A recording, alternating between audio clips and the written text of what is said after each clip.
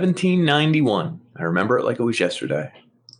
There they were, ratifying it right into the Constitution, part of the Bill of Rights, the right to bear arms. And no, folks, I'm not talking about grizzlies. We're talking about firearms, baby. And this one actually might get a little sad, a little serious, and a little scary. Let's talk about guns.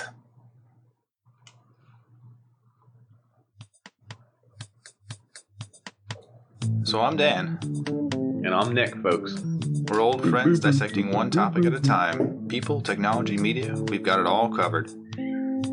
Each discussion here is a deep dive into our unique perspective. The taboo, forbidden subjects, they're all on the chopping block, baby.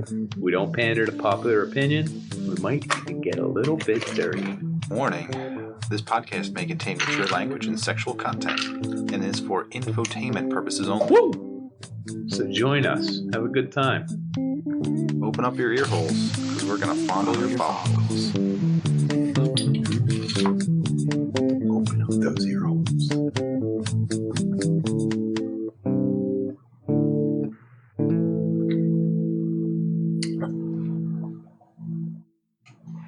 All right.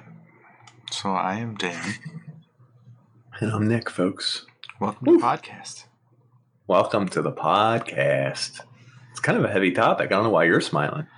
I saw something that was so joke? grotesque. No, it was awful. I felt did you? terrible through the beginning of that because right before this, I watched Bud Dwyer. Yeah. Do you know who Bud Dwyer is? Like Sounds 1970s representative who was found guilty of. You saw that? Yeah, he committed suicide on And camera. I never looked it up. Yeah, on camera. I never looked it up. Oh, he's Is so it crazy? calmly. He has like a manila envelope. He hands out a bunch of envelopes. He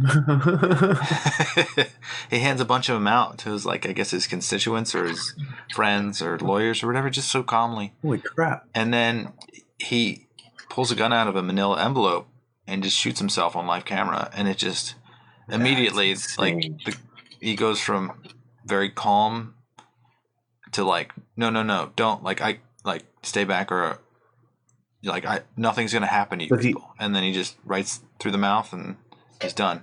And he's just gushing blood. It's the most grotesque thing I've ever seen.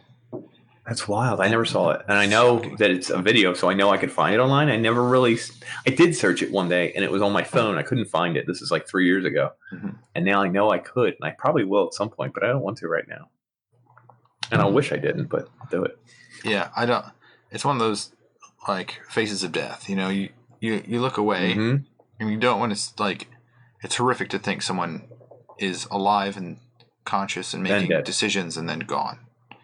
Right. It's a whole network of things that stops right there. Weird. Yeah. Well, we can't talk about death so much in this episode, because I think we probably have either a whole nother episode on death that'll probably come up. Yeah, I just wanted to start with that note because I saw that video and I was just like... Yeah, that's wild. I never saw it. I will bring with a quote from him right before he did that. I think it was the day before. It says, "I enjoy being with Joe, his wife, so much. The next 20 years or so would have been so wonderful. Tomorrow is going to be so difficult, and I hope I can go through with it." Because he was at a press conference. Damn. And he was really not talking about the press conference. Yeah, well, of course not. Well, he was. It was at the press conference. I guess. He did do the press conference. In fact, he did it better than anyone's ever done one before. Not better. So appropriate. I mean, he did it. We have to crack the air a little bit. We have to. So, real quick, the Second Amendment. So, we're not just talking about firearms in general, because I feel like... Did you look up when the first gun ever was made? It was like by the Chinese in the 1000 era. They had a band and it was just shoot like with gunpowder with like a... Because gunpowder is really the deal. Oh, makes things... Yep. And then... Makes things shoot out. You need a tiny little hole to force it through real fast. Physics, baby. Mm-hmm. Yeah. Gives you a lot of advantages. You don't even have to throw the damn thing. You just light it and point it and boom. Yeah. Fast-moving projectile. Boom. I agree. You're waiting for me to respond. I wasn't sure. I wasn't sure if you were giving me... Oh, the Second Amendment. So here we go. It's literally just, I think, the Second Amendment to the United States Constitution protects the individual right to keep and bear arms. It was ratified on December 15th, 1791 as part of the Bill of Rights. Oh, my God. It's just weird because then you look at guns in 1791. Have you seen this? Yeah. What type of gun were they talking about back then? It was like a militia style, like one shooter. Here's what firearms looked like back in 1791, and let's scroll down a little. It's a beautiful musket. I mean, it's actually kind of beautiful, but wow, it's pretty. It looks like it could hold one musket ball at a time. Pretty gun. 45 rounds a minute. Wow. What size bullet? Do they have a bullet listed there? It's a musket, so I'm not sure. A 1 round capacity could fire around 3 effective rounds per minute if you were good. If you're good. Really good. Holy shit. If you're really good. Most people probably weren't that good. It's probably like 1 per minute. It's probably the average. Oh, accuracy range had to be within 50 meters. Huh. And the not bad caliber of a musket is 12 to 23 millimeters. Wow. I didn't know that. Yeah. And you had to look down the barrel and kind of just eye it up and be like, yeah, I don't know. What was the inaccuracy of a musket? Oh, Lord, it's terrible. I mean, if you're more than 7 feet away, you're probably going to miss. Is probably what happens. That's the eyeball controls your place. The old style of war that you see. That's stupid. How did no one invent the rear sight? Like the thing that you aim down? Maybe they didn't Muskets need it back and stuff then. didn't have one. So good at it. No, they were bad at it. I mean, it's like scientifically. They had cannons too, which cracked me up.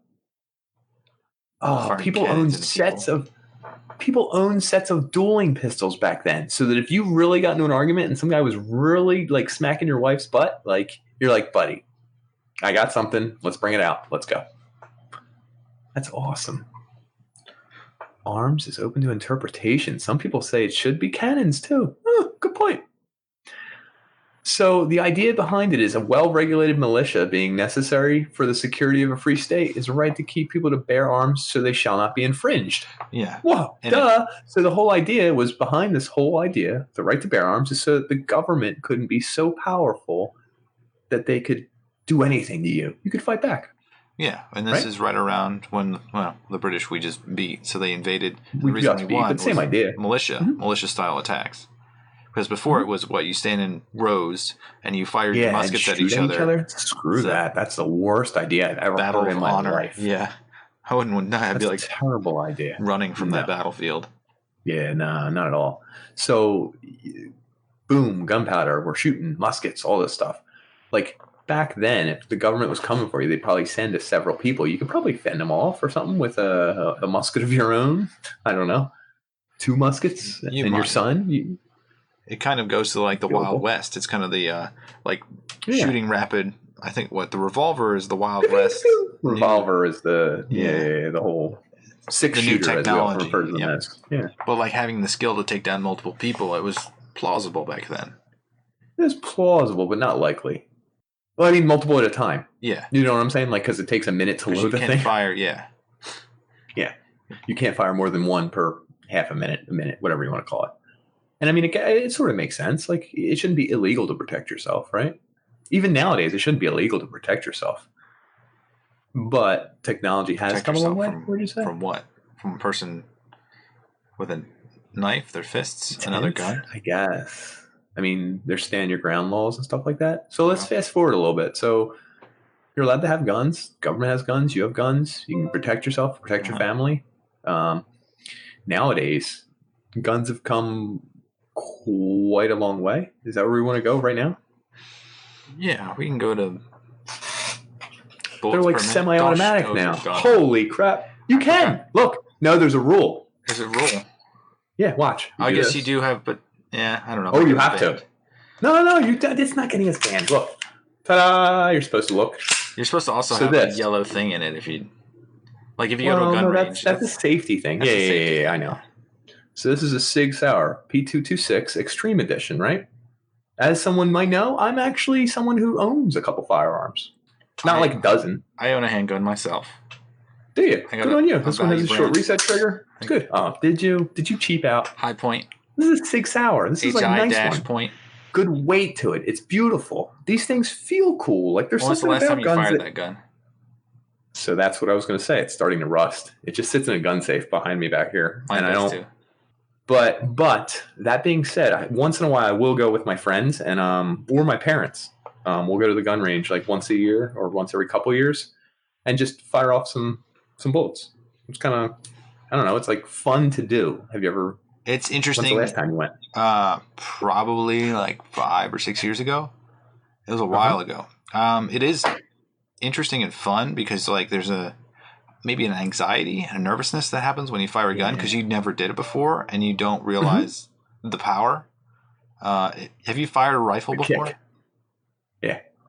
It's shotgun too. Yeah. It's amazing. So like the difference between like a handgun and a rifle is like night and day. Where if you're even scoping something between different rifles and different handguns. Yes, the difference. So that's a charge. What's crazy is there's different ammunitions. That's usually how you go by your gun. Grains. What was your size. firearm? Yeah, no, not just the grain, the size. The size of the bullet. Was yours 9? Yeah, 9mm. Okay. The other. So then it starts at like. I forget the numbers. Jesus Christ. Should we do all the calibers? You want to go through that? Under the gun. You could. I mean, just because it's interesting to see how they go. It starts with millimeters for the smaller ones, and then we move up to. Hold on a second. Let me get an official list. Maybe 40 is actually millimeter too. Yeah. And do it in order, interestingly enough. I'll do it in order. The smallest one is 4mm. So I think those are like. Millimeter? That's ridiculous. That's like smaller than a BB, or is that a BB? Yeah, I think that's smaller than a Ruger, and I think the Ruger's what? Is that the classic one that like the women would carry? Yeah, what is it? What's it called? What? Give me the number. 0.204. 22? 5mm. Oh, 204? And then it goes up. There's a bunch of them. Up to 12. 12.7 millimeters, which is a 0.5. Half an inch caliber for like a magnum. Smith & Wesson Magnum. And there are larger calibers, but I don't know if they're legal or not. And military calibers, like giant rifles. No, I think there is a limit on where they become legal and illegal. The biggest that it might be a civilian carry might be 45. As far as handguns, sorry, that's different because that's handgun. Handgun goes up to 45. I don't know if there's anything larger than that. I mean, they say Desert Eagle 5.0, or is that legal? I don't even know. I thought a Desert Eagle was a type of like close to a Magnum. It is. It's a brand. Like they make different ones. I'm sure you can get different things. You are right. The half an inch caliber is the largest caliber you can buy in the U.S. without dealing with NFA rules. National Firearms Association? That sounds about right. National Firearms Act. Oh. But I mean, so on the positive note, I will say firearms, which I already showed you the empty clip, they're cool. They holds like 15 bullets. You know, like, whoa, you can fire it. Once you fire it, it goes into short reset mode. At that point, it's easier to do a trigger pull and you can almost rapid fire. It's not automatic, but it's ping, ping, ping, ping. You could do that. You go into a range, you pay $20 to rent it. So you got to buy protective eyewear. You wear earwear. You're all nervous because like you don't do this very often. You go in the range and you're kind of unsettled by all the loud noises in there. And it's you and your friend or you and your whoever. And you're in there. And the very most important thing is to point the firearm this way. Never point it at yourself. Never point it to the left. Never point it to the right.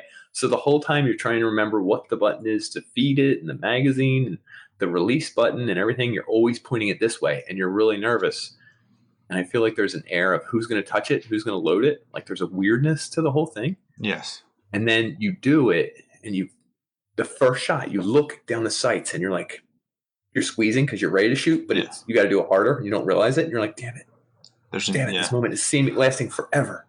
Damn it, I'm doing it. Damn it. And then, it shoots, and you're like, whoa, that was cool. And you'll do it 5, 10 more times, 15 times, however many you put it in the. And there's a seriousness to it too, as well. I mean, there's like a giddiness to it. You want to take pictures and like both. Yeah. You want to giggle about it. There's something. You want to empty a clip really fast, but people be like, no, don't do that. You're not supposed to. Come on. You can tell when you're a rookie probably because you're all tense and weird anyway. Yeah. Like if you go later in the week, like I did one later in the week, I was like a pro. I would walk in, I was nervous. I was like, do this, loaded it. You're aiming at the parts of the paper. You're comparing yourself to the other guy. Hey, can I load your gun? You load mine. We'll borrow. It's cool. It's like communal. There's something fun about it. Sporty. It's there's a style to like being a hunter A in the gunman. wilderness, or like tactical, or Yeah. like there's different flavors of it. And I think people get into the Absolutely. style just like it was any other event. Very much. Like you can make it a lifestyle. Yes, 100%. But it is fun. It's cool. It's sporty. It costs a little bit. There's different flavors of price. You can bottom dollar. You can pay more for it. It's crazy. It's just like these little things. Bullets, right? Yeah. Do you know this kind of bullet's actually illegal in New Jersey?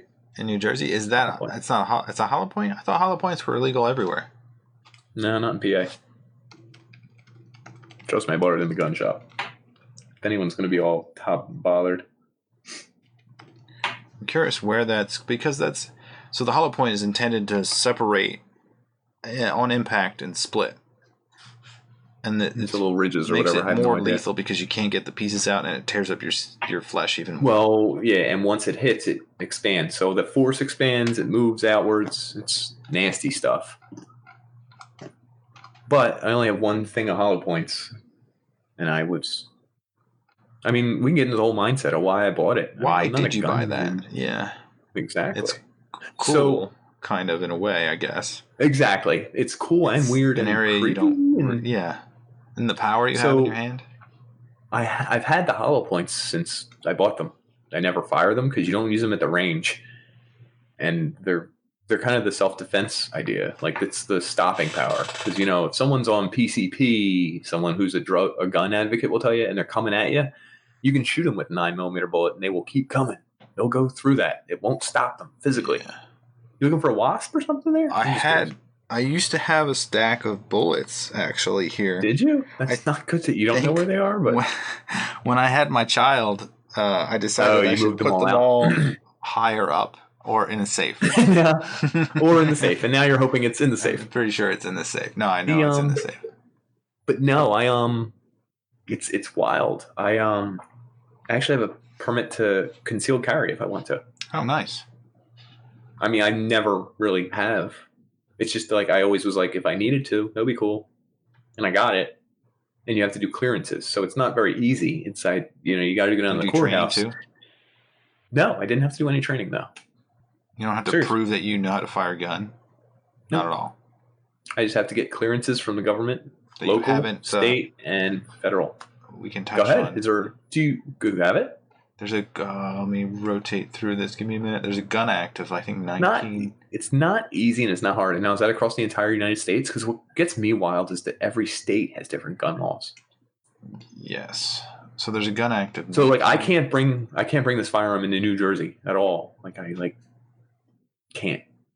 Gun Control Act of 1968. That's what I thought it was. Go ahead. It prohibits a certain type of people to own a gun and have a gun, actually. Mentally ill. Let me go through the list. Criminal record. Okay. It's a little bit more. There are actually like 9 parts to it, which is kind of interesting. It's also interesting that, like, if you have a green card, you can have a gun. It's like, if you're not, really? Yeah, you're not illegal. And here's the following: you can't be convicted of a crime and serve a term for more than 1 year. You can't be a fugitive. You can't be addicted to a controlled substance. You can't be mentally defective or committed to a mental institution. That's good. An alien, an illegal alien. An alien. You can't be discharged from the armed forces under dishonorable conditions. You can't have it if you've renounced your citizenship. Good point. And court restraints, like restraining orders. If you're harassing, stalking, threatening any person or child. Let me see if there's anything else in there that's convicted of misdemeanor crime of domestic violence. Wait, that's in there? Yeah. You can't. Oh, that's cool. Yeah. Because they said that was one of the leading causes, which we'll get into later. But yeah. So I mean, it's not easy to get a gun, but it's not that hard either. I mean, even buying these, I would be in the store. I know my family works in like a bad part of the city. They're getting older. They're targets because they look different than everyone there. People might think they have a lot of money. No, I'm serious. I mean, think about it. Yeah, there's perception difference. There's a perception. I mean, hey, the white store down the corner, why don't you rob them? I've never heard anyone say that. I would hope no one would ever say that. But if one person does, I don't know. Do they? I don't know. So have you ever had an opportunity to use your gun or ever thought about it? No. Not really. Do you think you'd be prepared if the opportunity happened? No, not at all. So it's not like you know when it's going to happen. Yeah. Is there a situation where you think you would use it? Yeah, I think if somehow it was on me, because I don't carry it on me, it's locked up in a safe anymore. But so rewind a little bit. So I bought this and another one back when it was cool to shoot. I was thinking of going hunting. You have one on you in case a bear comes at you. I don't know. That sounded like, no, I swear to God, someone told me how many shots can a bear take? Probably a lot. Probably a lot. But it might scare them off too. I mean, or piss them off. Anyway, and I got my concealed carry permit, and I would go into the city and do deliveries, and I could have it on me. And one day, I had it on me in a pouch that sit over here and like here, and it was the worst thing in my life. Like, I always knew it was there. It was weird. I was trying to carry boxes and move stuff, and all I could do was feel it move, and it was heavy, and it was in the way. I was wondering if people, and I was wondering if people could see it. Like, it felt weird. At one point, I was like, I'm going to leave it. And I was like, oh, I can't leave it in the vehicle. It's a loaded firearm. Jesus Christ. Then I was like, what do I do with it? You kept it loaded next to your crotch? This is a Burris? Yeah, I guess Burris it was. Yeah, it was. Burris had it was. Yes, he had one go off and shoot himself in the foot. In a club. In New York, where firearms are illegal to be held by the average individual. So he literally shot himself in the foot and got suspended for it.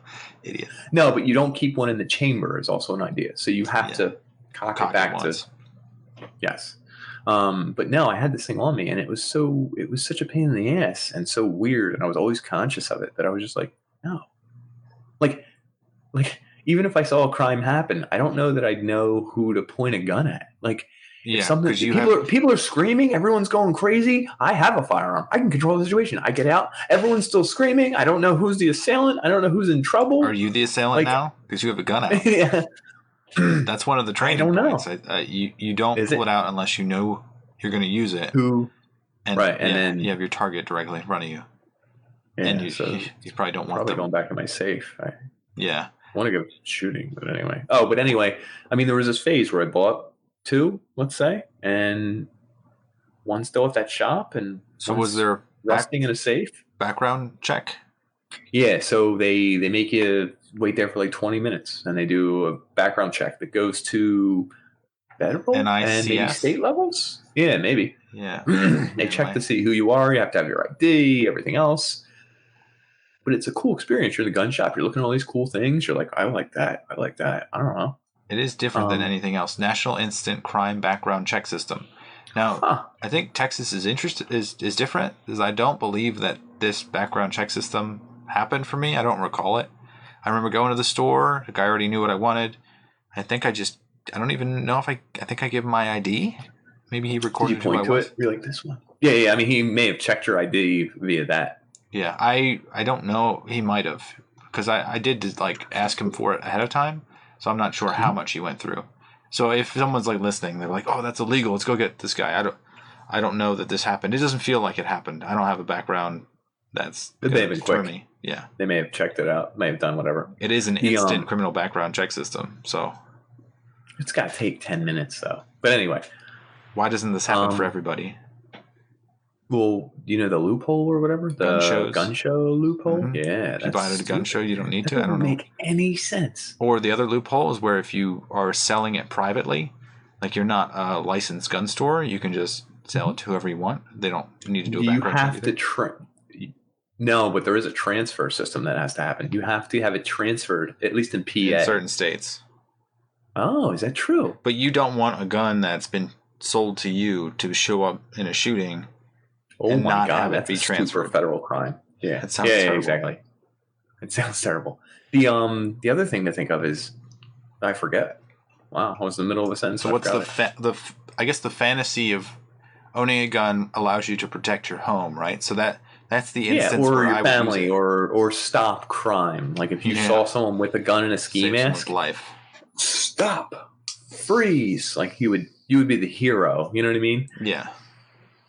Do you think he would actually? And would I do it? I don't know. I would just hope the threat of having the gun would you even save like the day. be able to get to your gun? Like you keep it in a safe. Do you think you'd be able to open the safe before Oh someone no, who's in not your at house? all. Oh my god, Yeah. no! If someone invaded my house, no, I'm dead. That doesn't matter. Yeah, you're probably not They'd going be to like, wake "He up had a until they're firearm." outside, Like, and then you have what? yeah, Maybe 30 seconds before. I don't think I can get to my not safe. even. I'm trying to figure out what the hell's happening. I'm not running to my gun safe for Christ's sake. You're wondering if your Wait, girlfriend or wife? Yeah. Yeah, They might be and getting then pretzels. my kid is okay. Like, what's going on? Who's doing what? Is someone in here? Can I check on them? Is it a stranger? Is it a big guy? Is it a small child? Are they lost? Mhm. And then by then, boom! It's already too late. I did not run directly for my gun safe. No. So Let's let that dwell in. Let that dwell. right. Listen, it is what it is, and I Yes. think it's cool to own one. And wait, if the apocalypse happens, that's a cool fantasy. Like if the government breaks down and everything, I have firearms. That's kind of cool. Yeah, you can survive. Maybe. Yeah. Well, With it'll a help. handgun. It Yeah. can't hurt. I Don't get a do. handgun. Since I do live in Texas, there are a bunch of people that have guns, have lots of guns, and the best way I've heard is that some people have the gun in a safe that's like either by fingerprint or like a couple numbers right next to where they sleep, and they have it preloaded so they can just pull it out immediately. Like if someone's in their bedroom, that freaks me out. That's like having a knife under your pillow. Too much, dude. No, it's worse than having a knife under your pillow. Here's the thing. Like I know some people who either claim to or really do sleep with a gun under their bed or something, and it's like no. And I get it. That's where it's going to be to get to the quickest. But I wake up half the time. I don't know. Is my alarm going off? Like I don't know where I am or what's going on. I'm groggy. This happens. How could you calm down to sleep with that under your pillow? I would be nervous of it just falling off the bed and triggering it. Yeah. Right. You get well. I had that weird thing when I carried it around. You dropped it and you're just like, oh god. Oh my god. I'm gonna bump it. And they have safeties and stuff like that, but you still that's scary stuff.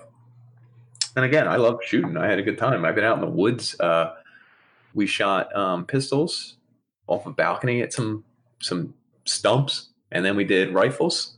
Mm-hmm. And the rifle, I'd never shot one. And I was looking down the sight. I don't know which kind it was. And I was like, they were like, careful, it kicks a lot. And I was like, that's fine. I'll be fine.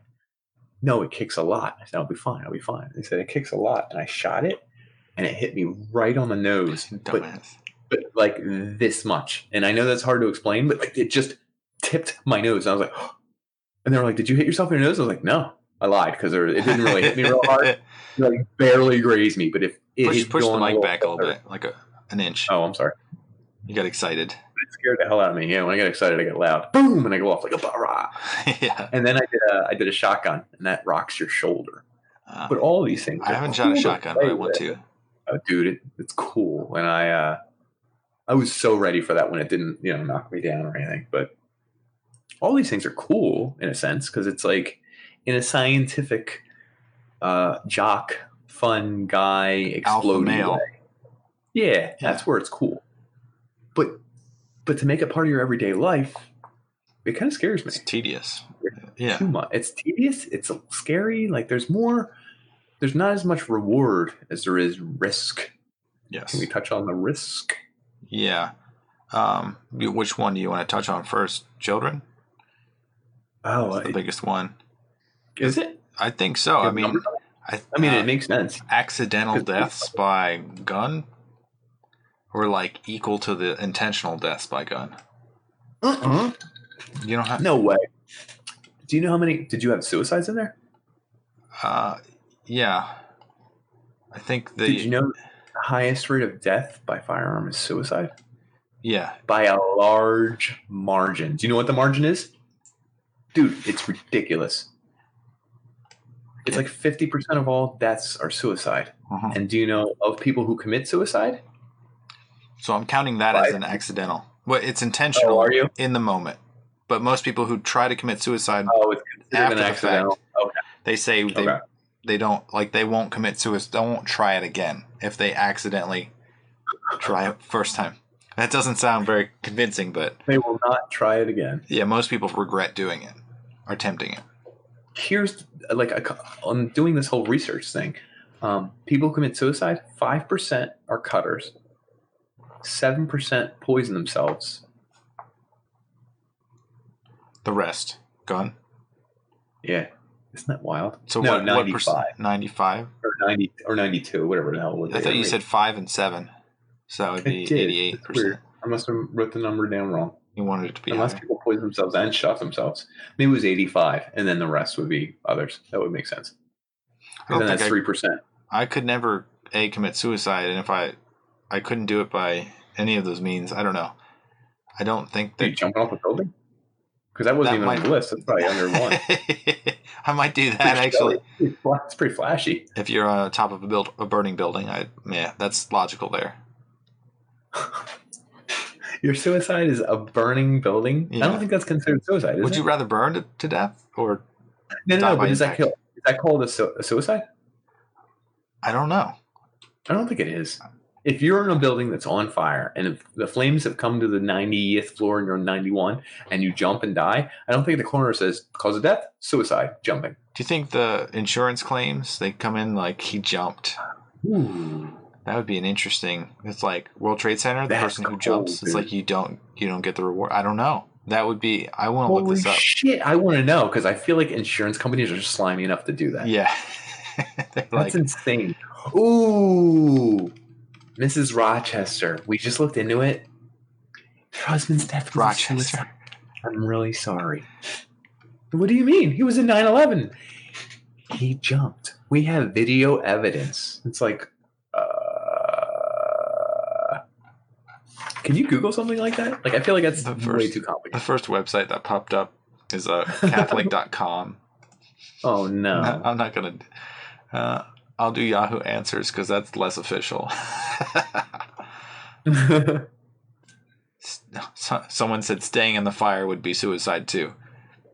So I guess that's kind of true. That's a good point. I mean...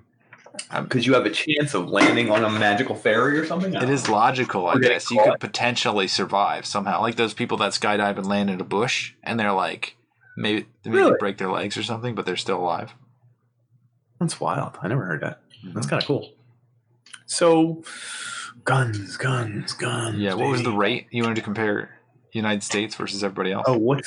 Yeah, let's go into that. Let's go to the United States, baby. We're a gun nation. Woo!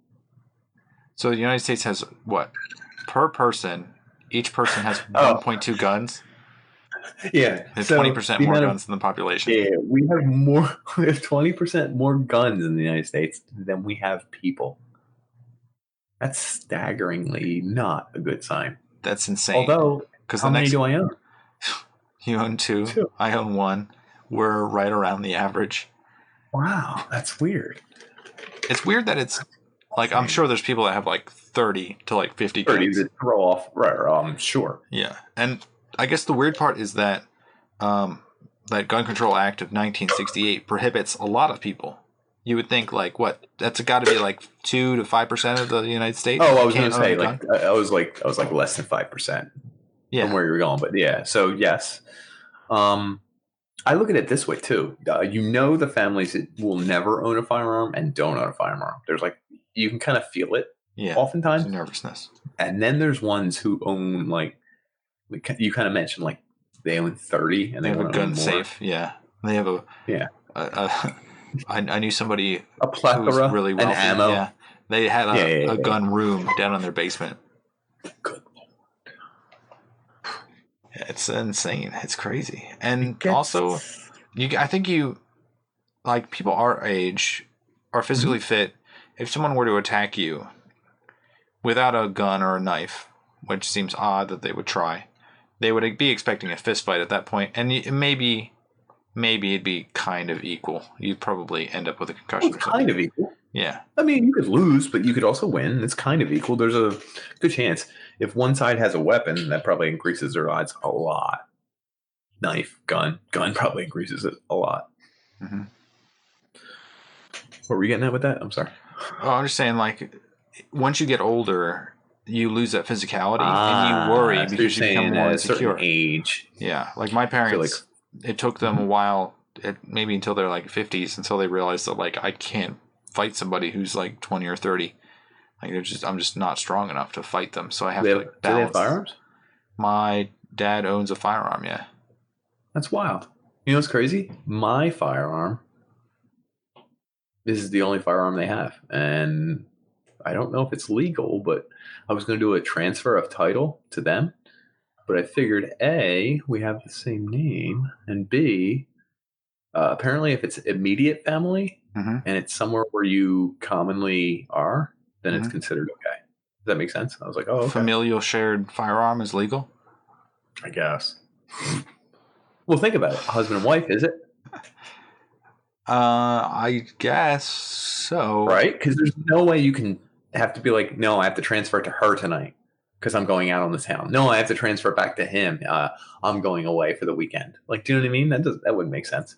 Huh. So I think it almost is to the household. Interesting. Isn't that weird? I don't know where the cutoff lies. I have no idea. Talk about Father, son. gun violence in America. Mm-hmm. There's something. It's ridiculous. There's something happening downstairs. I need to give me a pause. 2 seconds. All right. I just need to see what's happening because there's noises. That's a lot of noise. He better bring a firearm. That's okay. We're probably going to cut this anyway. Pander Dan and I have families, so he might already be back. But like it's just my wife overreacting to a dog throwing up, I think. Ooh, dogs throw up. I was hoping to see her toss some cookies as I turn the corner. The dog is not the opposite of salt, is it? The opposite of what? Salt? I don't know what you're talking about. Okay. I don't get it still.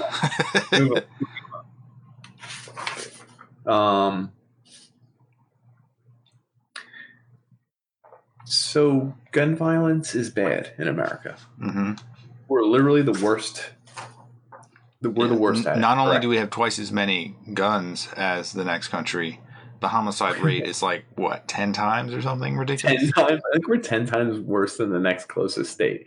We are gunviolence.com, which is funny because we glorified the Wild West. And probably from then, pew, pew, pew, pew, revolvers, 6-shooters, vigilante. Yeah. Well, that's kind of where it started, right? Yeah. Expanding west. I don't know. Do you think this is stereotypical, but the Middle Eastern countries, do you think they record their gun violence at all? Do you think it's like war-torn nations are like, this is a gun-related death? So interestingly enough, well, you'll know when it's a gun-related death. I think it gets recorded regardless. What might not be recorded is your glorification of guns, when guns were involved, stuff like that. Mm-hmm. And you're right. There's not to dismiss that we have 10 times. They usually have never getting first-class nations or like developed nations. That's the pool we usually get put in, and it's still 10 times the developed nations, the nations that are Did civilized. You see it when it adjusted to population density? It should be on the per capita somewhere. The Vox article. Yeah. So actually, when you adjust for population density and everything else, Finland was pretty close to us. I believe it was Finland. Really? We were we were still like 2 times as high as them, but they were, and it might be on the video, which you probably can't watch right now. It might not have been one of the graphs, but I think it was. Anyway, but we were still the highest among the people. So the big firearm. Wait. Go ahead. I guess total. So I'm going to do total. This is a combination of homicide, suicide, unintentional, and undetermined. So the United States obviously has more guns than anybody, but Honduras, Venezuela, El Salvador. This is a different graph. I saw this one. Yeah. At Swatini, I don't know that. Guatemala, Jamaica, Brazil, Colombia, Panama, and then the United States. That's not bad. Yeah, what it tells you is don't go to South America or Central America. Well, yeah, pretty much. Because the total is a lot more. It's like 5 times more. So what's firearm-related deaths per capita? That's crazy. Did you see mass shootings used to happen once every 6 months? I know we're jumping a little bit, but mass shooting is kind of the next big thing everyone's talking about after the recent events or past events. I'll just say recent events because it's probably by the time this releases, it's going to happen again. We had something like 200 mass shootings compared to the next country, which had 5. 4, 5. The next country which had 4. Next country which had like 2. Next country which had 1. Next country had 1. Next country had So 1. why? And it's like, whew. Why? I guess because we think guns are cool. That's part of it, right? Yeah. Well, there's We fetishize guns. We think it's sexy. It's cool. We have more of them than people lying around. Yeah, so they're easy to get. Yeah, they're easy to get, even if you didn't do the background check. I think these Half people. the time when these shootings happen, it's like, oh, well, let's check. He got him legally. Oh, he got him illegally. Who cares? There are millions and millions of guns lying around. People will get them. Yeah, I think these people are trying to prove a point, and when they see other people do it, they think it does prove a point. And then it also has the social media Instagram culture where you're like, slow down. This is interesting because they're seeing, so all the shooters you're saying, and I'm not putting words in your mouth. I'm not trying to say I'm not doing that, but I'm talking through this. Yeah. So all the people who are shooters or whatever have seen past shooters and kind of glorify that.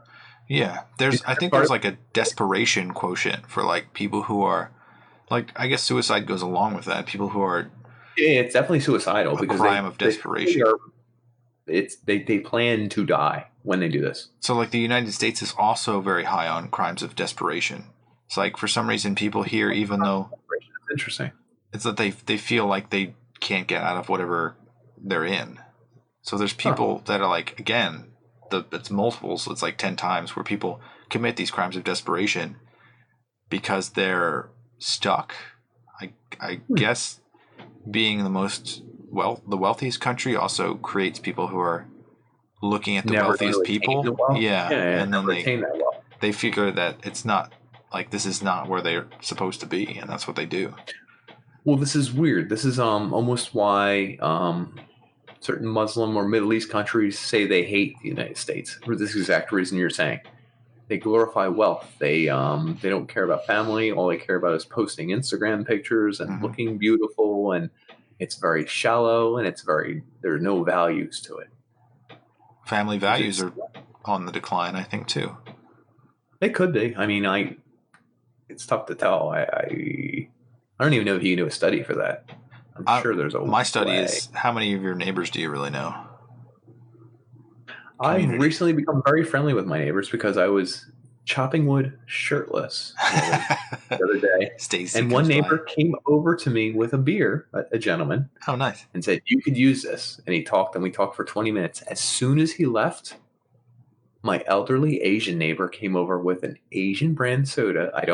I can't pretend to pronounce it or anything, and said, you need to stop chopping wood. This is for you. And I was like, oh my God, you don't have to. Oh, please. And she was like, no, have this. And she gave it to me. And then like within 24 hours, someone knocked at our door and gave us flowers.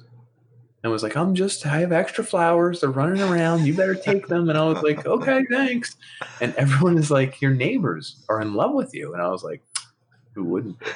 But in general, you're right. Just not this guy. Huh. Yeah, I bet you didn't know that. Now I know my neighbors more than ever.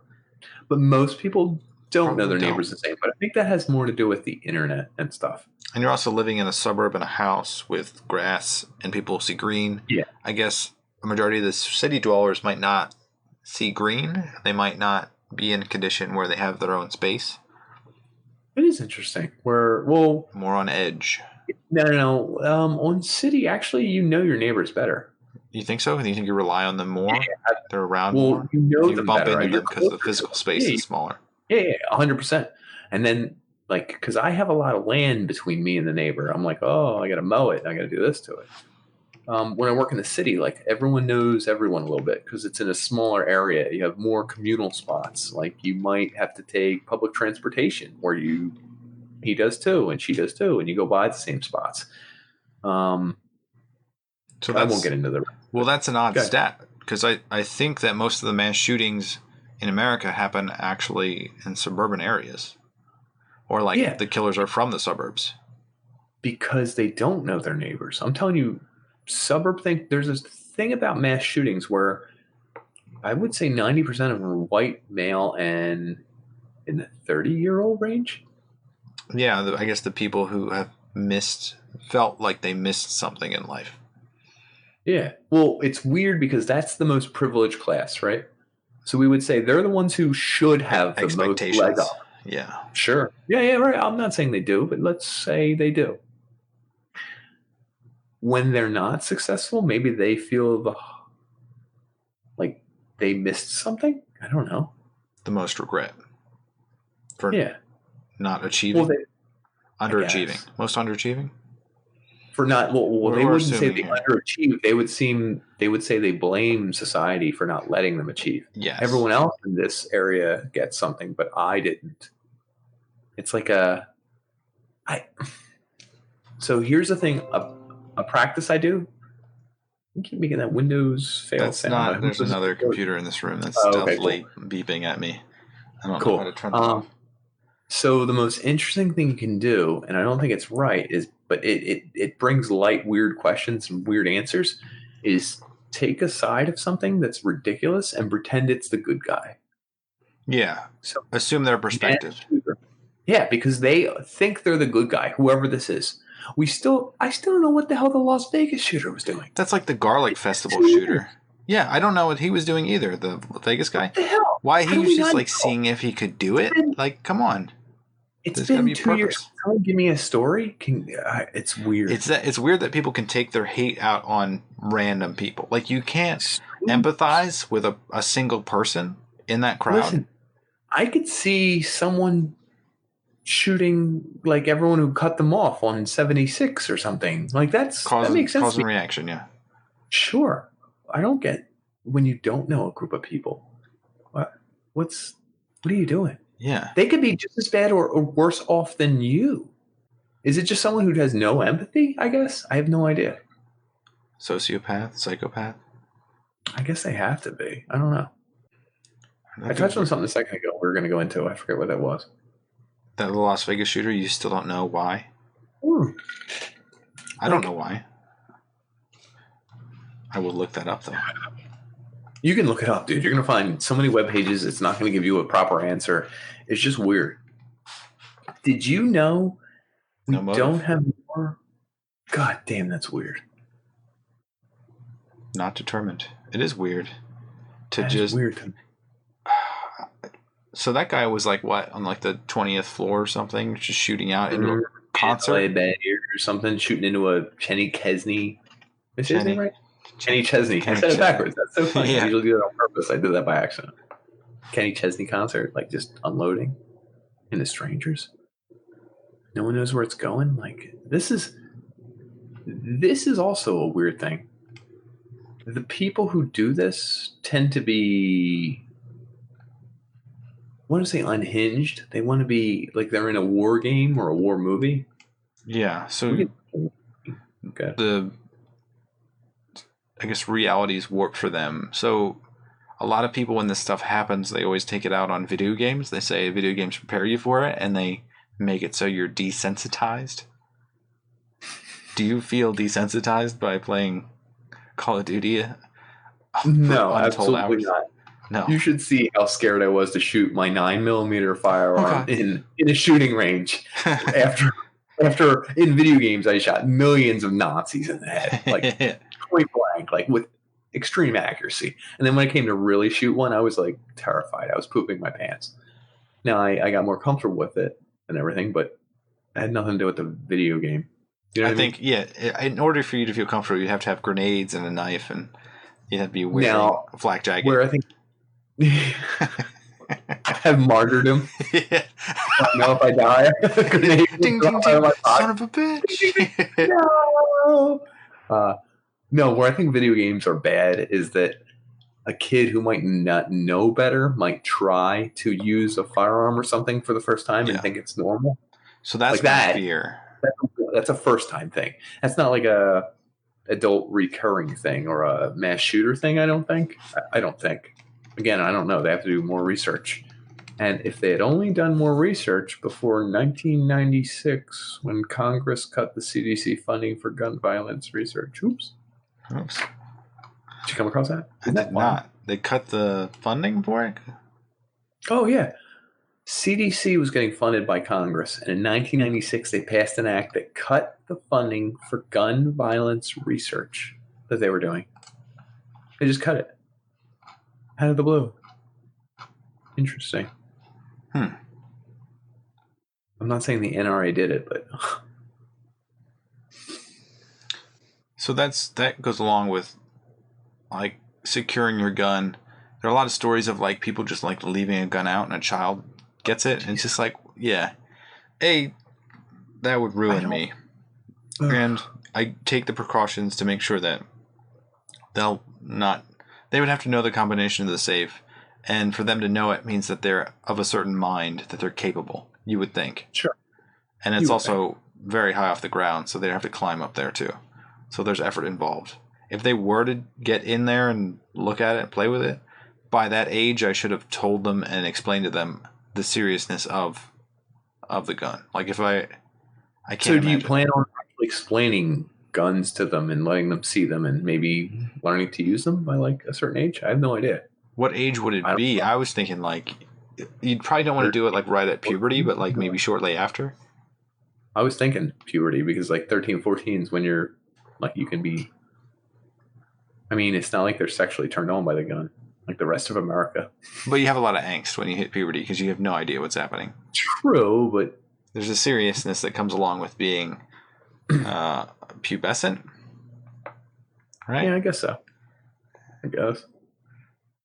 And idiocy too, but I think that's part of it, is that you expect there's idiocy, so you're trying to combat the idiocy by explaining to them this is what it is and how to not use it improperly. You make it real serious. You make it serene. You have to make it, but I don't want to glorify it. It's so weird. Have you seen those? There's that one video of the kid playing with a gun.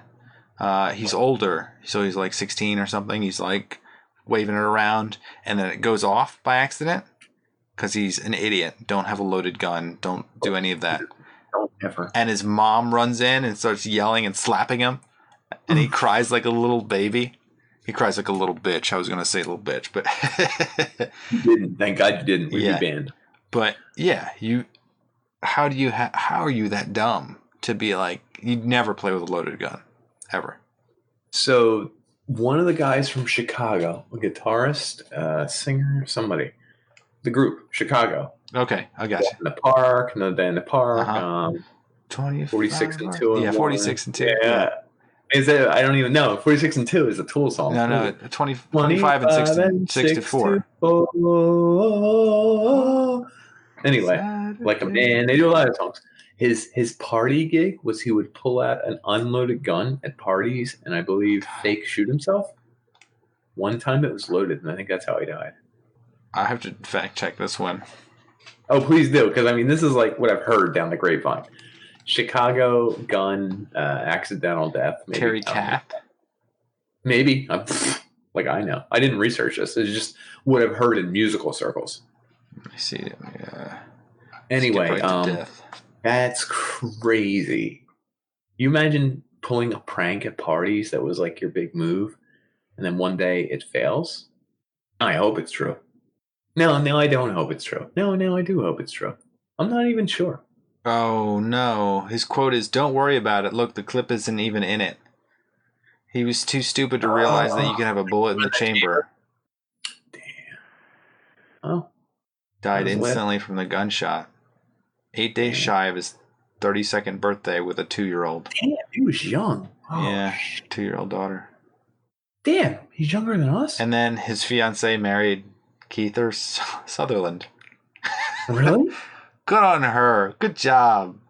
Wait, Kiefer? Yeah, Kiefer. That's wild. So hold on, check this too. So the band Chicago, I picture is older than me. Everyone in Chicago is way older than me. It's like, it's an old band, yes. But when you listen to them, I guess you're assuming that they're older. Yeah, I do. And isn't that weird that who was he? A guitarist? Don't you believe that you're younger than you actually are, though? Like if you think about yourself. We do, but let's not get into that. This is just crazy that he died by the time he was 32. So I'm older than him, and he had already recorded whatever I already heard from them. And I'm like, push your mic back still more. There's like a tiny little crackle, man. You're a crackle, dude. So what was the question? What was it? What did he play? Just yeah. Well, guitar, vocals, bass. So he was already recorded the songs that I think are awesome from Chicago, and died by the time he was did my more age. than you've done. You've failed, and Nick. and you're a middle-aged white guy in the suburbs, Nick. What are you telling me? I'm just saying. Have you played a lot of Call of Duty? So you know exactly. I have played a lot of Call of Duty. Have you ever been to a favela in Brazil? Because you know the exact layout. You've been on that map before, Nick. I know where you need to set up. I do know. We can do a whole episode on Call of Duty 4. Yeah. I'm deciding where we want to go. I don't know where we want to go. I guess this. I actually listened to.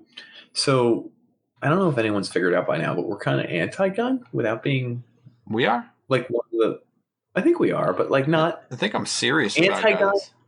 My awareness of guns is I've never experienced like the best quote unquote guns, but we both realize that there's a point to the amount of power that one person should have, and that exceeds probably how much they should have. Well, look at this. Your crime of passion. They mentioned how a gun is so instantaneous. So if you just break up with a girl or find out she's cheating, like you shoot her. It's a very quick decision, but it's final. It's so crazy that you have that power in your hand. Let's say you want to kill yourself. You could do several things, but if you shoot yourself, it's instantaneous. You can't take that back. The gun is very instantaneous. It gives you instantaneous power, and we're people who act on whims a lot. I think it's a terrible idea. I think it's awful.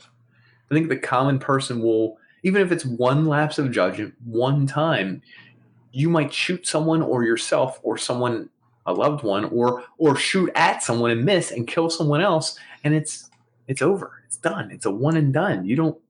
That's not a mistake thing, and we're mistake-prone people. Is what I'm saying. Mistake-prone. So we also have this constitutional right that was created at a time when guns weren't as powerful. Muskets, baby. Woo! Yeah. Load that musket, baby. Put that musket ball in there. Gotta get the right amount of gunpowder. Hold on, everybody. Gotta get the right amount of gunpowder. We're going over here. Gotta clean that bitch. That son of a bitch. Gotta clean that bitch. So the accuracy of guns has gone up. Then you put the ball in. Then you have to set the trigger. Hold on. Jesus Christ. You gotta set the trigger. We got it over here. Make sure you do not point it down. Had to be pointed this way. Gravity, folks. Gravity. Then you get it in here. You get it here. One more time. You gotta check the little thingy. Check the discharge. Pull back the trigger. We're good. Trigger pull. Trigger pull.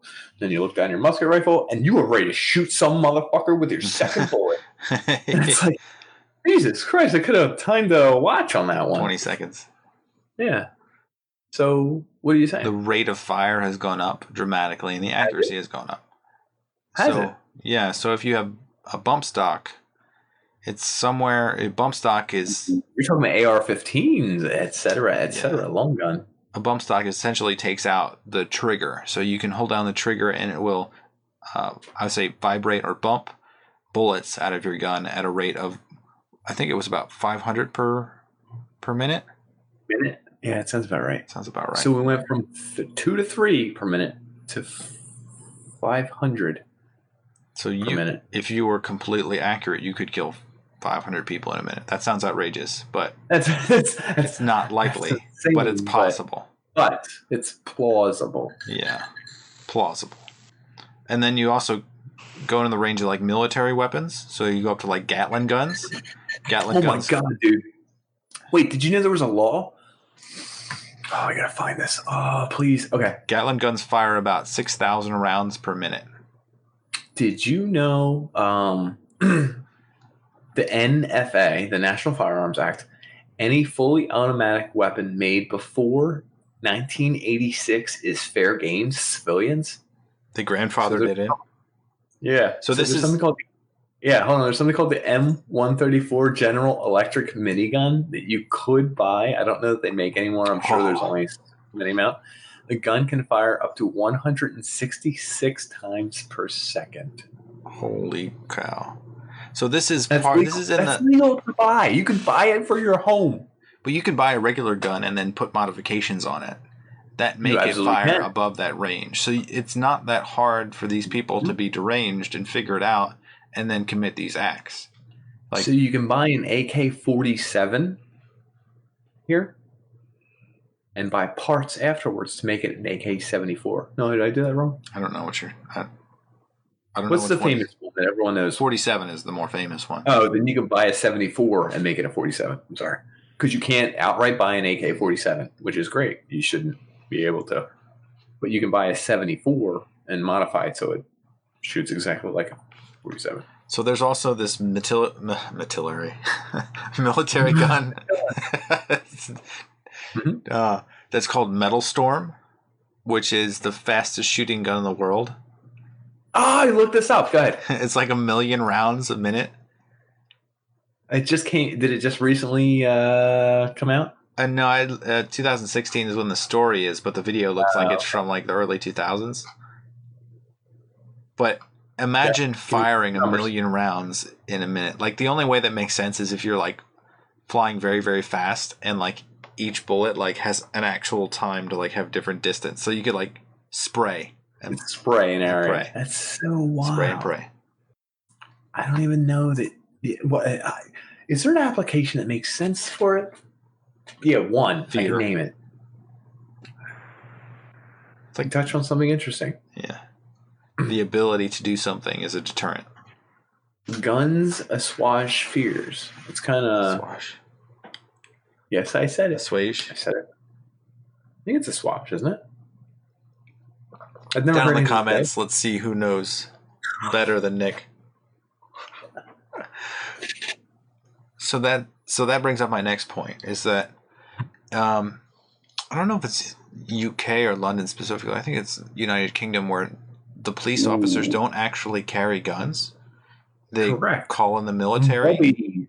Yeah. Billy clubs, the bobby stick, a nightstick. It's also sort of the same thing for security guards, is that usually there are security guards that are monitoring situations. They don't carry guns, and there is like a handful of officers that do carry guns, or security officers that do. So it's not like you have the idea of police is different than you would expect for when you're a child, is that a lot of the military or police are just there to ease the situation. They're not necessarily there to protect you or intercede. Right. So that happened with one of the school shootings. I know there was an officer stationed at the school, but he's securing the perimeter by preparing to engage the shooter. He's not necessarily actively going after the shooter, which is maybe a perception that confuses people a lot if they're in an active shooting situation, because they're hoping that, I guess, someone comes to save them. Shoots down and just saves the day. Yeah. So I guess the question there to you is, if you were in an office building or a school, what do you think you would do in that situation? Could you do anything? I think you have to run, and I've read reports that hiding doesn't help. So you could like barricade yourself in, but again, I've read a lot of stories of people who've not gotten away because the shooter. That's like an objective to a shooter. Like it's like, oh, well, let's see if I can break through. What are you doing? Oh, really? You're behind this door and you're hiding? Yeah. I will shoot through this door. It's almost like a target that you've just put up on yourself. And if you're cornered in a room, that's not good. I don't know. Yeah. Yeah, and I agree with you. Running is probably a pretty good choice because you're A moving target, B, you're away. Yeah, square You're moving law. away from the square law. It's like if you're running away from somebody, the chance that you get shot by them is a square. Like, because the area expands that much. Absolutely expands and expands and expands and expands. And B, their attention is drawn to other things that are closer. Yeah. Their accuracy is better at things that are closer. And they probably don't have a vendetta against you personally, right? I would hope. A lot of these shootings are pretty random. And so they're... Disclaimer, I'm not saying do this, but I would probably do that. Run. It's not even a disclaimer. You might really be telling people a safe thing. I mean, what are they supposed to do? Stay and fight him? It depends because you don't know the situation. There's a lot, like if there's multiple shooters or something. Like a lot of what people tell you is to stay bunkered down, especially like if you're going to cause havoc. You don't want hysteria to fill the minds of people, and then hysteria kills people. But also, running the opposite way and telling people there's a shooter might have people just be like, whoa, we're going the hell out of here. Yeah. And then less people will be heading into that area. If it's like a mall or something like that. I don't know. I've also heard situations where shooters were outside of exit doors. I think Aurora was Aurora. Really? I don't know. I don't know if he was near the exit door or if he was just in the theater. But the people trying to get out were heading towards one of the shooters. I think there's only one shooter in that. But I think he was... Yeah, that one was a one shooter. But either way, if he was near the exit, that's what he was doing. But messed up. It's just... It's weird. And to me, it strikes of people who are so hurt and so broken that they have to hurt and break other people. And that people will always know other people's vulnerabilities are... they know how to hurt us. They know how to kill us. They know how to do bad things to us. And I guess on two hands. On one, guns don't kill people. People do, right? Because the gun itself isn't responsible. It's the person, the deranged person, the crazy person, the weird person, the person that's just broken and needs to hurt people. They would find another way. They would find a bomb or a whatever. But on the other hand, if they weren't able to shoot 15 rounds per second of hot lead that cuts through people, like, and easily access that item, maybe they wouldn't be able to do it, right? Yeah. So I listened to a pro-gun podcast the other day, and it was dated the day after the two shootings, and it struck me as really weird in that they just wanted to talk about violent crime in the UK. And I did come up with the stat. So there was two things they talked about. Like, they would be like, the liberals don't want you to know so-and-so. And they always talked about the liberals and the left. They didn't refer to the general public.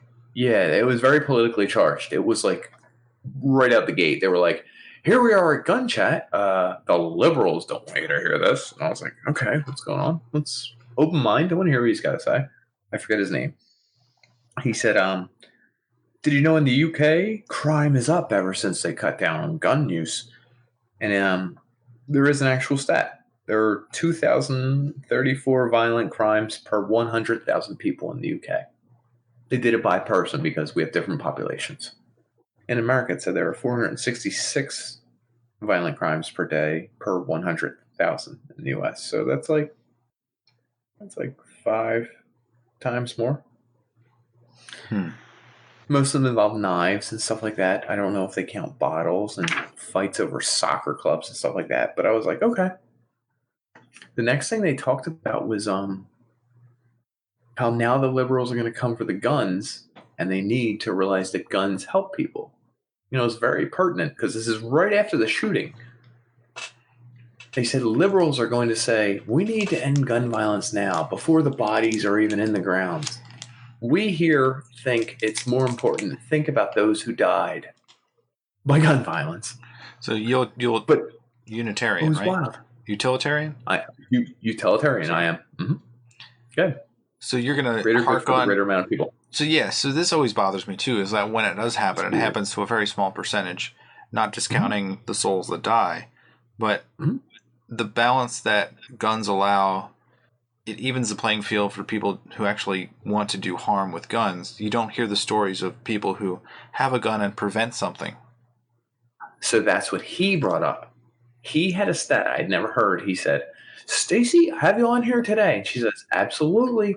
And it was this woman who wrote an article that said 164 acts a day are good acts held by lawful gun owners.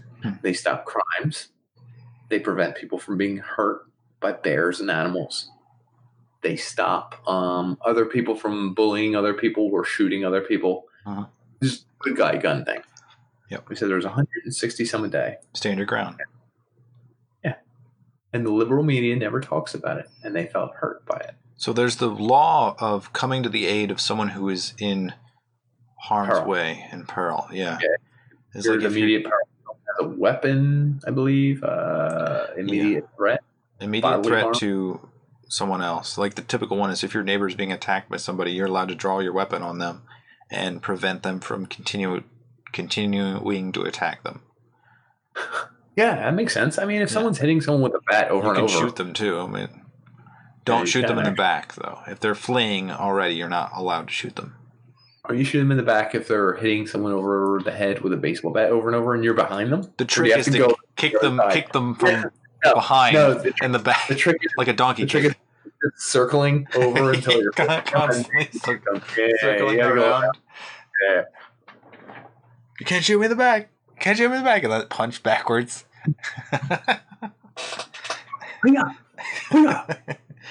I'm surprised that's not like a martial art. Here's the weird thing about that whole podcast I listened to. It was 40 minutes long. Mm-hmm. He had sponsorships from every gun company I could think of. Oh, Christ. Because I kept talking and I was like, Jesus Christ. The thing that stuck with me is he said, everyone who's a gun carrier has to be responsible. You're responsible for your children. You're responsible for your wife. You're on your own.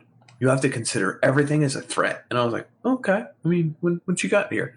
And he said, according to so-and-so, most people are in code white. You got to be in code red 24/7. No, man, it's much work. You can't wear basketball shorts. You got to wear your good clothes, your concealed carry. You got every weapon on you at all time because you don't know when it's going to happen. And I was like, oh my God, this is a lot of work. And he was like, we're in a world now that's at array. It's disarray. We have to be ready. We have to be ready to strike. You have to hone your craft. And I was thinking to myself, Jesus Christ. And then he mentioned a class you could take for X amount of dollars. Huh. And it was just, exactly. But it was just crazy that he thinks, and many people think, you have to be on anti-shooter mode at all time. You have to be with your hand at your hip where your gun is and know where it is at all times. You have to, every time you enter a building, know where the exits are. You have to know at all points where your children are and have an escape plan. If you go to a new restaurant, you should know how to get out. And I was like, Jesus Christ, I go to a restaurant. I got to know how to get out. And then he said something ridiculous. It was like, if you know, if you're in a restaurant with your children and your family and you hear a loud noise, could be gunfire. Don't just think it might not be. You assume the worst. You get up and you get out. Worst case scenario, you come back and say, oh, it wasn't gunfire. Don't pay my bill. It's kind of true. But I don't to disagree be so with paranoid. It. To be that way all the time is insane. And a person like that, like he buys the products that they're talking about. He's buying body armor. He's buying the firearms. He's buying ammo. He's training. He might pay for training.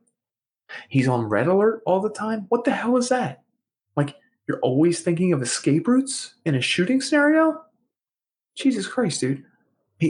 These people spend money on the podcast. They spend money on this. It's a lifestyle, and it's downright scary. They have their concealed carry on them at all time.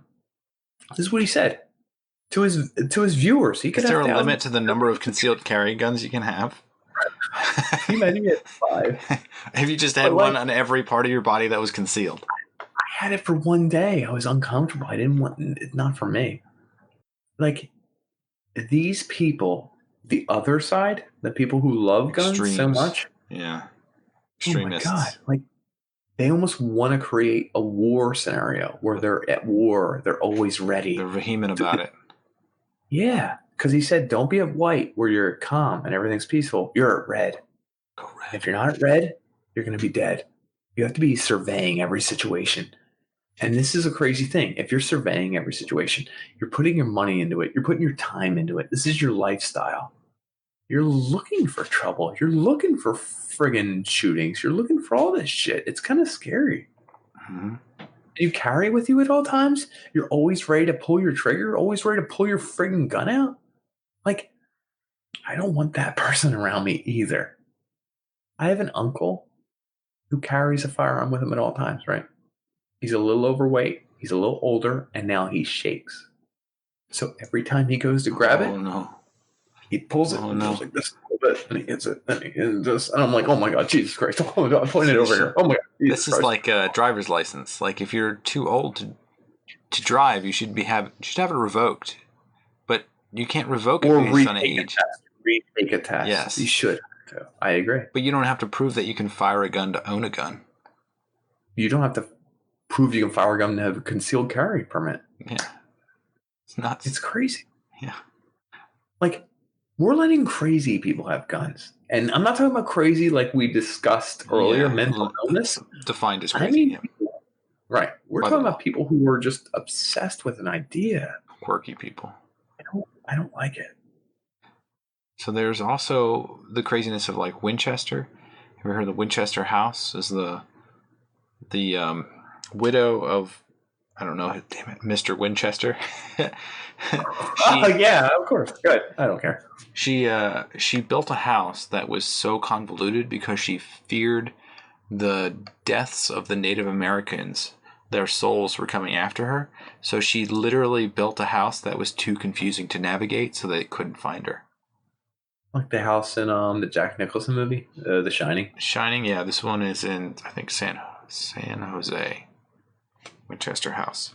You know the Shining thing, right? Yeah. The house didn't make actual sense. Oh, no? I didn't hear this one. Yeah, so logistically, the hotel didn't make sense. If you actually paid attention to the camera cuts, what was left, what was right, what was the stairwell, what was here, what was there. Purposely, the director, I think it was Kubrick, made it so that the house couldn't physically exist. Like if you looked at all the doors on the left, it's impossible. There's no exit. If you went downstairs. No. If you went downstairs, the fire thing and the stairwell, which were right directly behind you in the scenes, wouldn't make sense because that couldn't go to the left. He made a hotel that was impossible to kind of mess with you, make you feel like it was like fake. Like it was not a contiguous building. Correct. That's kind of interesting. I kind of want to watch it now and see. Well, just look up the articles and that. They'll give you the shortcuts. So, watch the whole thing. Yeah. Good. So there is another element to this, besides the insanity that guns might cause.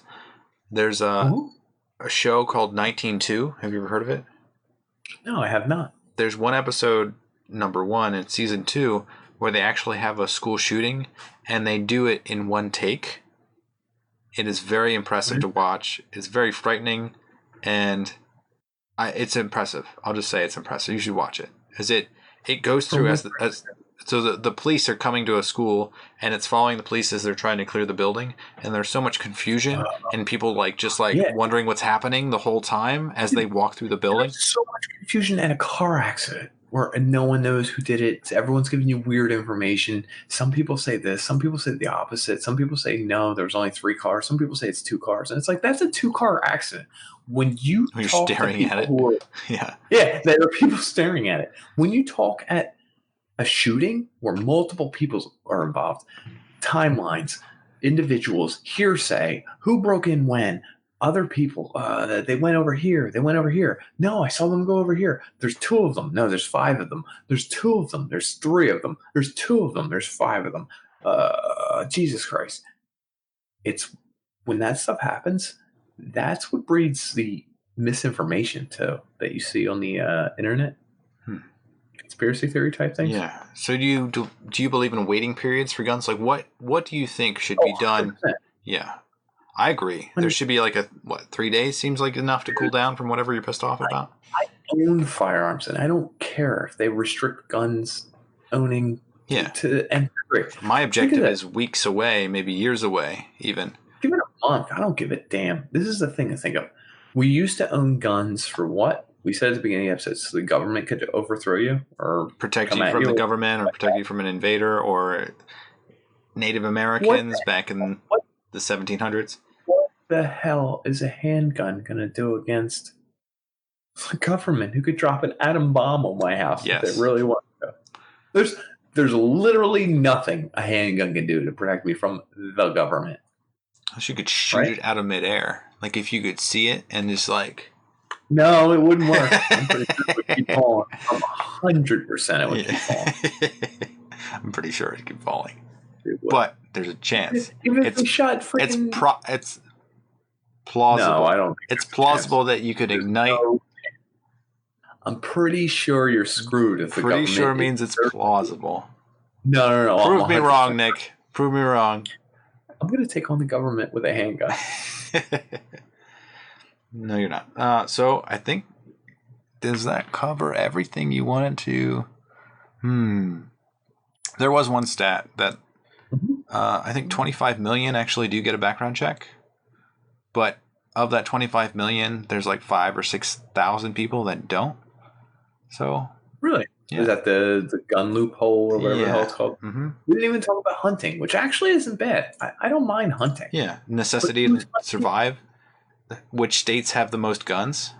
It's like Montana, North Dakota. Is it? That was in one of the graphs. Wilderness states, yeah.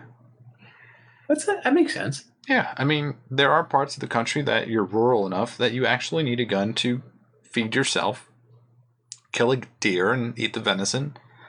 You might need to protect yourself from predators. You might need to protect yourself from deer. Predators. And you might need an AK-47. Mow down this beast. That's the other thing that gets me. It's kind of weird. Like, you should only be able to own what you could hunt with, right? Yeah, that makes sense. And even a pistol, whatever, that's cool. Go for it. When you talk about like fully semi or fully automatic weapons with like large caliber bullets that just shoot like 50 rounds per second or whatever, and you're going to town and going crazy, are you going to need that for a deer? Like, that's what I think of. I'm like, you really need an AK-47 to take down your deer? Like, I don't think you need that. I brought my guns with me. It's like a man's M-Buster. Yeah. It's an indoctrination of a nation. Make a man. Getting those guns. I need to own 8 more to complete the level. Now, don't get me wrong. I think video games do teach us that we need shooters. My son calls all guns shooters. I refuse to let him call them guns. We need to know the reality, even though that's not a reality, the aftermath of shooting a gun. I did read an article called What Happens to a Human Body After a Bullet Hits It or something. Oh, it was like really detailed. And I was like, holy shit. Just the metals and the lead. Back in the day, it's like the cavitation that like rips apart your insides. It does more than just penetrate. It literally kind of explodes and expands your insides so that they get effects afterwards. Yeah. Ugh. There's a ripple effect. I think that covers it. That's everything. But it's weird. There's so much more to talk about. I mean, the glorification of guns in America. We could talk about that for a whole episode. Yeah. We totally have it. I love guns. And I'm against guns. Does that make sense? I think this concludes our episode. Oh, jeez. I'm cutting this short. Do you want to keep going? I don't know. There's something I'm missing, and I don't remember what it was. Do you want to keep talking to yourself as I take a piss? Because that's what I got to do. I knew it. Why don't you do it and see what happens? You think, for those of us that are still with us, Nick will supply the entertainment for the next minute? I will. Well, folks, there's a weird thing with guns. Like, I love them.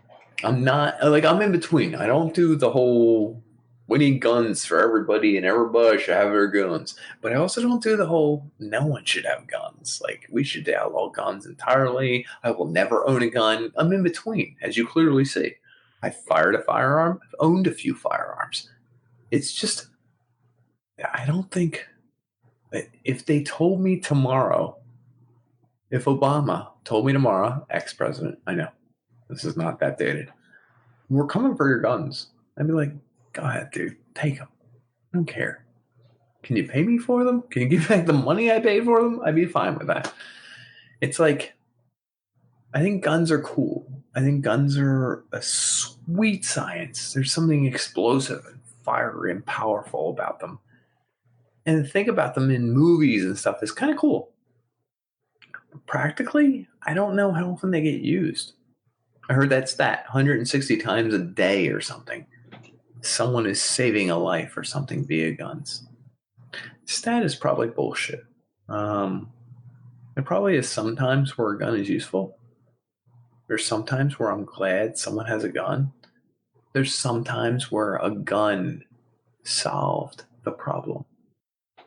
Just that finality, that ultimatum, that's not... I don't trust people. A Dan shaking off? Probably. You're sitting here quietly. No. I was actually talking until you showed up. I was kind of wrapping it up. So I was talking about as guns are cool in that they're powerful, they're beefy. We talked about alpha male. Leveling the playing field. Absolutely. And I totally support a woman that has a concealed carry. If there's anybody that should have one, it's someone who is not as physically intimidating. And I think women are physically intimidating. Some people do feel intimidated by women, Nick. Especially you. That's fair. So, but the thing is, I thought was that finality of a gun, that you can pull the trigger and end someone's life, like almost anyone's life, if you had them. It shouldn't be available to anyone who's human, because we're irrational. Like, I could decide tomorrow to do the craziest thing in the world. I don't think I should have that power. I mean, it's one thing to say, hey, the mentally ill can't have it. So we all agree with that. They should put delays on the bullet. Like, you should, pull the trigger, think about it, and then come back. Damn. Wait, Chris Rock had a whole bit. Motherfucker, if bullets cost $1,000 a piece, no one in the hood be shooting anyone. And I'm like, that's his whole bit. And I was like, that's the stupidest bit. And I was like, that's a genius bit. Because if ammunition costs that much, you would think 10 times before you do it. Even if you're going to jail, you're like, I don't have that kind of money. Jesus Christ. You wouldn't have the bullet to begin with. Yeah, I'd be like, oh, geez, I'm not buying a bullet. So it's not the gun. It's not the bullet. People kill people. We'll agree with that, right? It's the people. Yeah, I agree. But what else can you friggin' do with a gun? How many other options do you have with a gun? I can go target shooting. Hunting. Could be for skill or sport. Clay discs. We'll put that on shooting foul. To target shooting. That's target shooting. You just pick a different animal. Sure. Is that it? Defense. Yeah. That's killing people, but I'll give you a sure. Yeah. Militia. That's killing people too. You just picked a different. Anyway, it's just weird. Guns are cool. Guns are awesome. I love. If I play Call of Duty, I know what. No. This is serious. Okay. From video games, I know what an MP4 is. I know what a long gun is. I know what AK-47 is. I know all these M16, guns. It's cool. Oh, M16, dude. Oh, you know the recoil of them? Oh, I know recoil on this shit. How many bullets you get? How long it takes to reload? Yes, I do. 100% I do. Shotguns. How many bullets you get in a shotgun? But I don't know that I want to use them in real life. Is that a weird thing? I don't know. So if I had unlimited finances, I would own probably a handgun, rifle of some sort. A shotgun? Shotgun, and then I'd probably own some as high a firing gun as you possibly could legally. It sounds ridiculous. That's the next tier. Minigun or something like that? Yeah, your 1970s minigun, whatever one that was. It would be like an M16 or an AK-74 modified. I don't know if that's not legal, but it'd be a self-defense gun. It would be like a mob is coming after me gun. You could rationalize that might happen in the future. The zombies are coming. You can think about anything. You're right. When I think of that, I'm like, okay, that's okay. It's the hysteria you are hysteric by thinking of people who are also hysteric, right? If you're legitimizing hysteria in 100%. groups of people Nothing doing stuff. nothing I consider as a normal situation. Because humans are the most dangerous thing on the Needs a gun. planet. You could rationalize that they could do anything. And I don't disagree with that. if they own an AK-47, you better own one too. If all your neighbors had an AK-47, you'd be like, whoa. What? So it's an arms race a little bit. Yeah. So because we own firearms, we need to own firearms. And even on top of that, what's crazy is people say, hey, there are shooters out there, mass shooters. There are people who go rogue and do wild things. I wish more people had a firearm, concealed carry. So more guns is the answer? I'm not saying it is or it isn't. I'm just like... You can't take the guns away. I mean, Australia did have incidents that caused them to revoke gun rights. And then all of the guns that they could possibly collect, they did. I don't think you can do that in America because the amount of guns and the numbers of people. Yeah, if every one person grabbed a gun, you still couldn't do it. Yeah. It's wild. And the people that are using guns for nefarious purposes, they're still going to be able to get a gun from somewhere. I really feel like they could find somebody who owns a gun and take it from them. I agree with you, but the other problem with America is that there are more guns than people. There are plenty of guns to take. Yeah, and you're not going to get them all.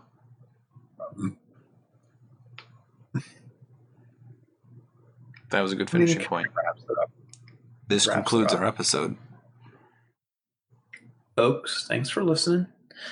We talked about gun violence. So hold on. Let's keyword drop. Gun violence.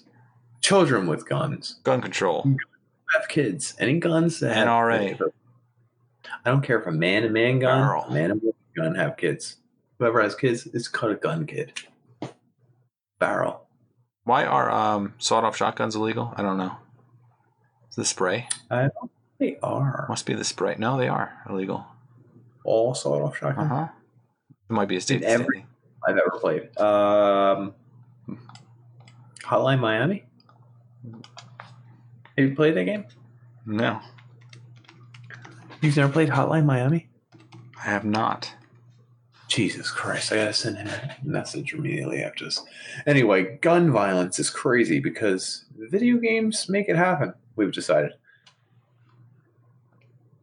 Our politicians send their thoughts and prayers, which I think is great, right? Mm-hmm.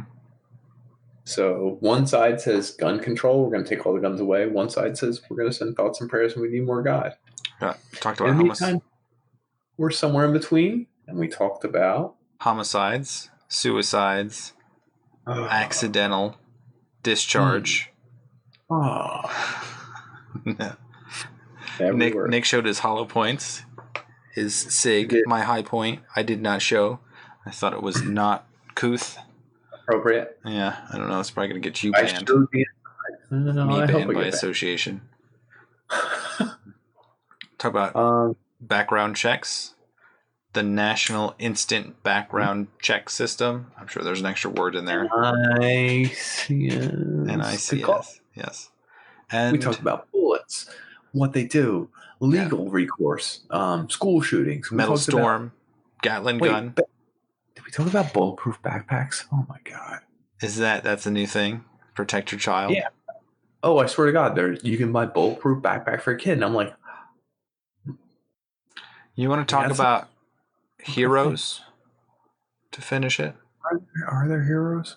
So there are teachers and students that put themselves in the way. So they're heroic. They do get recognized in the news, but then it's over. Yes. This sounds fucked up, but there's no movie about them. I don't see their face. I don't know what they look like. I don't remember their story. Attention. Yeah, I don't want to give media attention to the shooter.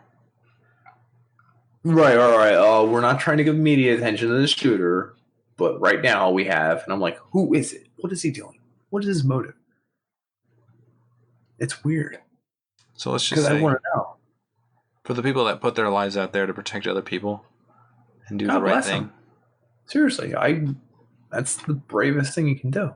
Yeah, I wish if my son goes to a school that happens, I hope there's someone that protects him, someone that values his life more than their own. My neighbor said he's not going to send his daughters to school because of school shootings. They're going to homeschool. And I was like, that's the stupidest. That's crazy. Wow. That's fucked up. And I didn't know what to say. He's in the military. He's in the military. Do you reconsider sending your kid to public school? I guess not. To any school. I guess private school can happen too. My kid's going to go to one of the biggest public schools on the East Coast. It's weird. Is that bad that it's the biggest? There's the most kids. There's the most problems. There's the most chance. I don't know. I didn't think of this before I had a kid. I didn't think of this before this episode. Shit. Anyway, I don't care if they come for all our weapons as long as we keep the ones we have. I can't buy new ones. That's fine. I got enough. Sound right? Nah. There's no easy answer. There is no easy answer. It's weird. What the answer actually is, I think, is better mental health, better checks, waiting time, and 7-week waiting time. I don't care. Better health care. Better health care. Mental health care, so that people can actually get diagnosed and figure things out. Let's take a course. Yeah, learn how to actually fire a gun, protect other people. Red flag laws. What laws? Red flag. What's a red flag law? So anytime you call on someone, you call the police, you say, my son is acting really deranged. I don't know what he's doing. Red flags. They say, listen, ma'am, he hasn't committed a crime. Nothing's wrong. He's a rightful gun owner. We can't do anything. Should there be... Two of the past 3 mass shooters have been red flags. Yeah, like his mother or someone else called and said, I think he's going to do something. He's acting drastic. But no one can do anything because that's hearsay. I mean... Should there be a unit inside local police that takes care and checks out and does all that stuff? What could they do to prevent it? What can they do? I don't freaking know. And they go to his house and say, hey, are you going to shoot people? And he's like, no. And they're like, okay, talk to you tomorrow. Like, you can't take his weapons, can you? I don't know. Surveillance, maybe. Maybe. But that's money and time and everything else. It might be worth it. Not if it's millions of times and it doesn't prevent what the media anything. needs to do is sensationalize the stories of people preventing these things. It's like, don't share the killer's perspective, just the heroes. That'd be cool, but I don't know. Listen, hero perspective, tragedy. Who knows? We like you, folks. We like you. Thanks for tuning in. Check our socials. Check our shit. Go for it. Good night.